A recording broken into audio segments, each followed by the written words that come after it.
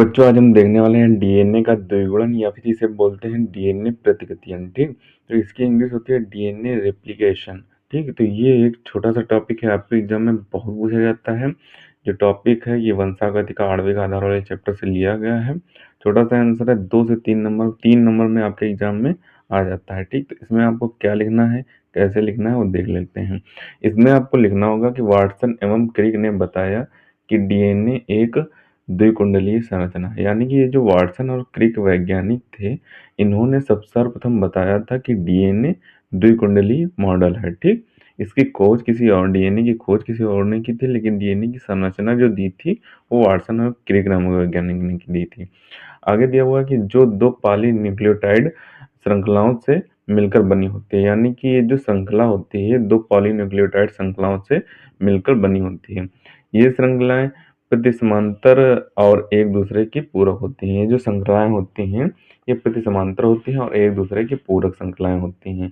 DNA अणु का द्विगुणन अर्ध संरचयी होता है। यानी कि जो डीएनए अणु होता है उसका जो द्विगुणन होता है वो अर्ध संरचयी होता है। अतः हम ये कह सकते हैं कि नए बने डीएनए अणु में एक सूत्र पैतृक होगा और दूसरा नया बना होगा। यानी कि कहने का तात्पर्य यह है, डीएनए जो होता है वो द्विगुणन अर्धसंरचयी होता है। अतः ये कहा जा सकता है कि जो नया बना डीएनए होता है उसमें एक, देखो डीएनए में दो गुण होंगे, एक गुण जो होगा वो पैतृक गुण होगा और दूसरा गुण जो होगा वो पुराना मतलब नया गुण होगा। वो उसी इंसान के बना नया डीएनए का गुण होगा और जो पुराना दूसरा गुण होगा वो पैतृक गुण होगा। पहला गुण पैतृक होगा और दूसरा नया बना गुण होगा। ठीक, तो ये आपका डीएनए द्विगुणन में मतलब होता है। ठीक, आगे दिया हुआ है कि सिर्फ डीएनए ही अपने समान डीएनए अणु का संश्लेषण कर सकता है। यानी कि एक डीएनए ही होता है जो अपने समान डीएनए का संश्लेषण कर सकता है।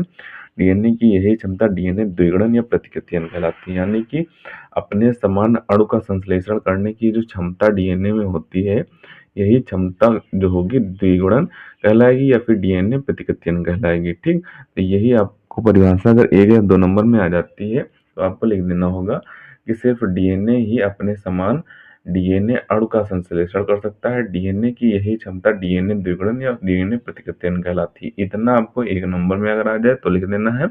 वैसे तो ये 3 नंबर का क्वेश्चन आता है। ठीक, इसके बाद आपको लिखना होगा कि इस विधि में डीएनए के दोनों रज्जु एक दूसरे से अलग होकर अपना अपना अस्तित्व बनाए रखते हैं।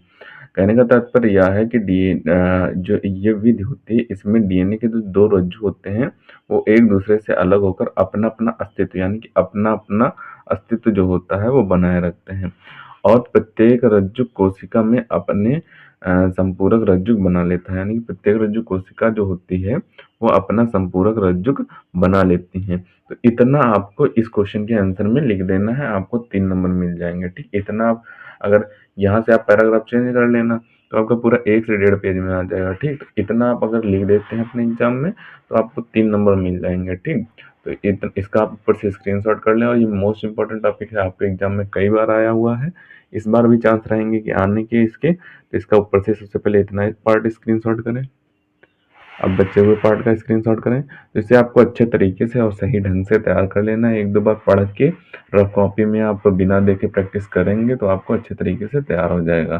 तो इसे अच्छे तरीके से तैयार करना, मिलते हैं किसी नए वीडियो में नए टॉपिक के साथ। तब तक के लिए धन्यवाद। और अगर अभी तक आपने हमारे इस चैनल को सब्सक्राइब नहीं किया तो प्लीज़ सब्सक्राइब जरूर कर लें, क्योंकि हम इसी तरीके से क्लास 12 से रिलेटेड इंपॉर्टेंट टॉपिक पर वीडियो डालते रहते हैं।